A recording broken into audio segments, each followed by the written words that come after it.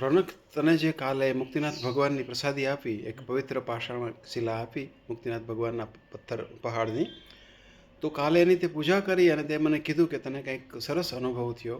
બેટા, એનું વર્ણન કર કે તને શું અનુભવ થયો.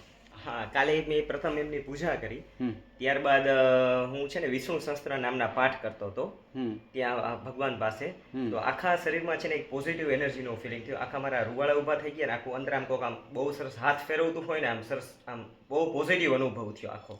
ઓકે. કે આખું આમ કહેવાય ને કે કોકે હાથ ફેર્યો હોય મારા માથે એમ. અચ્છા. આખા બોડીની અંદર આખું આમ પોઝિટિવ ફિલિંગ આવ્યું. અચ્છા, એટલે બોડીની અંદર એક એનર્જીનો હા, ફ્લો, એનર્જી ફીલ થાય. એનર્જીનો ફ્લો ચાલુ થયો હોય એનર્જીનો ફ્લો ચાલુ પગથી માથા સુધી. હા, પગથી માથા સુધી, પાછું માથાથી આમ આખું પાછું. પગ સુધી થયું. હા હા. એવું એટલે અપવર્ડ પણ થયું અને ડાઉનવર્ડ પણ થયું. હા. અરે વાહ.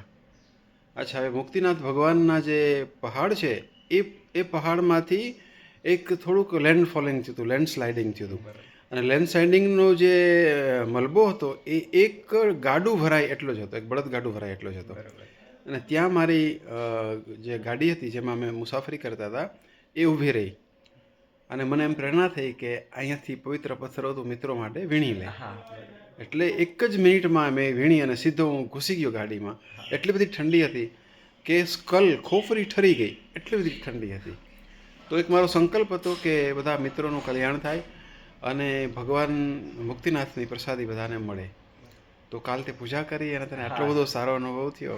કાલ રાત્રે જ થયો મને. કાલ રાત્રે જ અનુભવ થયો. એટલે પૂજા તે કઈ રીતે કરી બેટા?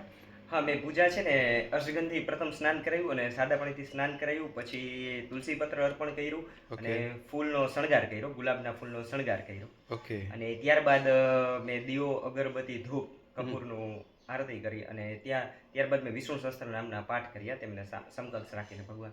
વાહ વાહ વાહ. અને તને એક એનર્જીનો ફ્લો હા, મહેસૂસ થયો. એનર્જીનો ત્યારે હા વિષ્ણુ સહસ્ત્ર નામના પાઠ કરતો હતો ત્યારે જ. વાહ વાહ વાહ. એનો અર્થ એવો જ થાય, એક સ્પષ્ટ અર્થ એવો થાય કે ભગવાન મુક્તિનાથની સાથે તમારું કનેક્શન થયું અને ડાયરેક્ટ એ કૃપા ઉતરી, ભગવાન મુક્તિનાથની કૃપા. એટલે આ બહુ સારો અનુભવ છે. Keep it up. અને મેં જે વાત કરી છે કે you will get the result within some specific time, specific period, તો એ થશે જ. કારણ કે આટલો બધો શુભ અનુભવ થયો. આવો જ શુભ અનુભવ જ્યારે આપણો નિલેશ અત્યારે જઈ રહ્યો છે હરિદ્વારની યાત્રાએ, તો એને રસ્તામાં જ આવો અનુભવ થયો એક સારો. હા, લક્ષ્મી પ્રાપ્તિનો અનુભવ થયો, આશીર્વાદ પ્રાપ્તિનો અનુભવ થયો અને સવારે એનો ફોન હતો. એટલે ચાલો, બંનેને એક બહુ શુભ નિશાની પ્રાપ્ત થઈ, એક આશીર્વાદ પ્રાપ્ત થયા એ જાણીને બહુ આનંદ થાય છે. ઓકે બેટા, જય મહાકાલ. જય મહાકાલ. જય મહાકાલ.